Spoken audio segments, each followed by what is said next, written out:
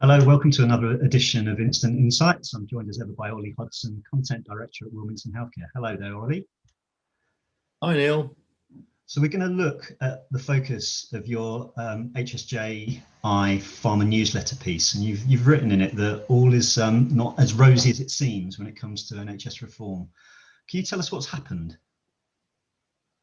That's right. Well, I was expecting this to happen. So there's theory and practice in the NHS. And we know that in theory, the stuff that's released from NHS England is a great idea and everyone's up for it. And the outcomes are all agreed and the reason why they're doing it is all understood. And it has lots of health economic thinking behind it about how systems have worked well in other parts of the world. And the leadership is behind it and the government's behind it. And then it lands in CCG land, in local NHS management, local NHS leadership. And these problems start to appear, things that might not necessarily have been apparent when they were drawing up the white papers, when they were thinking about the legislation programme. And that's the kind of thing that's beginning to get picked up in stories that HSJ are running at the moment. So what sort of problems are they picking up?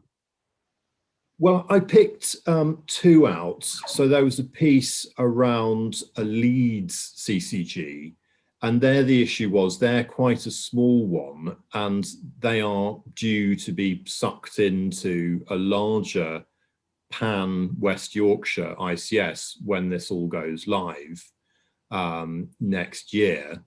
And I think they're perhaps understandably worried about change because it's going to mean change for their personnel, it's going to mean change for their responsibilities, it's a change to the commissioner provider way of working that we've got to know now for 20-25 years. And there's always going to be a bit of pushback against any kind of change.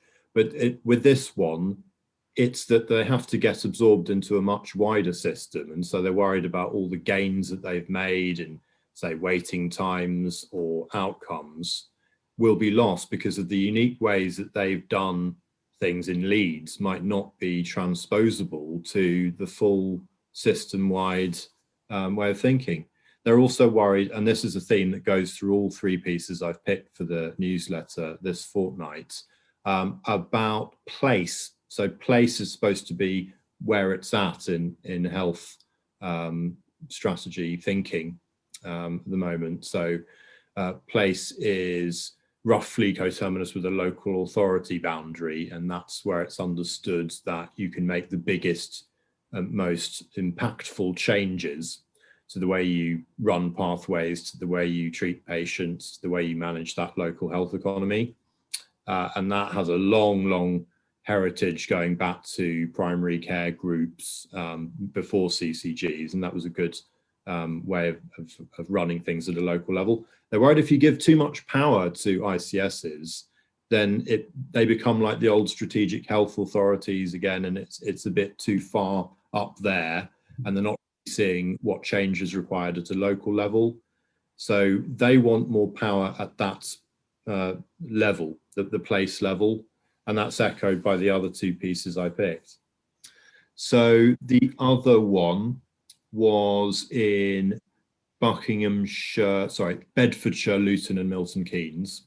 And there the issue was linked, but a little bit different in that it was somebody talking on behalf of the ICS, but they were saying the relationships between the various big players in the ICS aren't really working, and it takes ages to do anything, and the purpose of the whole project isn't clear. And that is an ICS that's considered to be advanced because it's been around for a couple of years now, so they've got plans already in motion.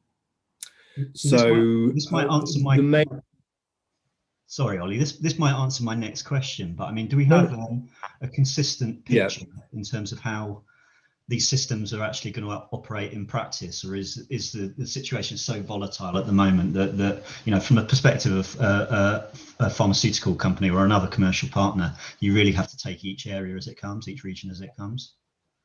Yes, Well, there's sort of two questions there, Neil. So I'll do the first one first. Is it volatile? Yes, it is, because you have another reorganization and another reorganization at three different levels. So integration at the strategic level, ICSs, integration at place level with the people that are actually delivering the healthcare, and integration at primary care level, PCNs. And we've been looking at an article recently from the Health Foundation, haven't we, which similarly said everything was not rosy in primary care land. And it's all about the relationships between these disparate players that have been yoked together at this time, and may not have a history of collaborative working, may not know what it means, may not understand what they're expected to do. And also with the place level and provider collaboratives, they are now subject to all manner of different contractual requirements and a new financial system. So all of this is a bit of an upheaval. So it's not surprising that some people within the NHS are saying, you know, we don't really want this, we don't understand this, we don't think that legislation is the right way of doing what you want to do. So that's the general theme of my roundup this week. There was one other piece from Georgina Butterworth about provider collaboratives, and the same theme crops up again, and that there's provider collaboratives. It's a phrase that has been promoted by the Department of Health and Social Care as a way of working, but it doesn't capture the complexity of what needs to be done at place. And there's different types of solution that you can come up with as a group of providers to fit this bill. So you could be a hospital group, you could be a less formal set of hospitals working together in various projects, you could be a mental health collaborative, you could be a vertically integrated collaborative with primary care. So there's all different types of solutions that different local healthcare systems will come up with to address the healthcare needs of their populations. And this helps me answer the second part of your question, really, which is what does it mean for pharma? And I would say that, once again, we're looking at a wide variety of stakeholder maps around the country, stakeholder groupings. Don't expect it to be stable and everything to look the same, because of these local solutions for local issues.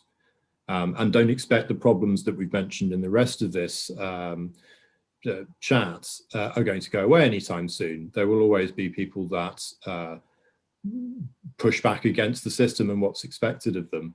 And this is coming through because they're going through a consultation on it at the moment. So we expect these kinds of things to come out. We expect these kind of objections. But I just feel that it has been bubbling under the surface for a while, and now it's really, yeah, I mean, it's a storming phase, isn't it, in some respects of a massive sort of change program. Absolutely. Just one last reflection. I suppose it's just a gut reaction, a gut feel. When all of this sort of settles down and stabilizes, do you think the new landscape is going to make things easier or harder for pharma companies, and how do they make sure they're in a position to take advantage of the opportunities? Because place will offer some opportunities for them, won't it?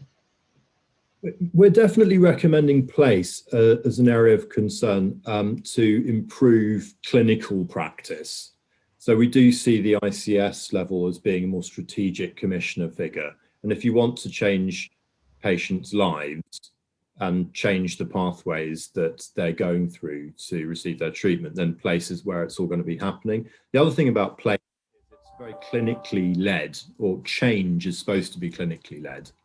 And so with pharma companies likely to have good relationships with the clinical community in the therapy area that they're working in, that's probably a good place to start in looking at transformational change and working out these new pathways that I'm sure they want to do, because there's a wide variety of really novel, groundbreaking pharmaceutical, biological drugs coming through. They have a place in therapy, and the people that will always champion them will be the clinicians that use them.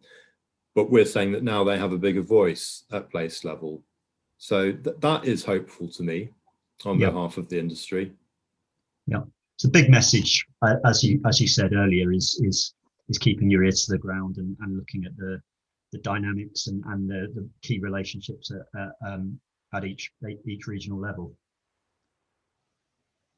Indeed. Excellent. Thank you very much for your time, Oli. We hope that was helpful, and we'll see you again next time. Thank you. Thanks very much, Neil.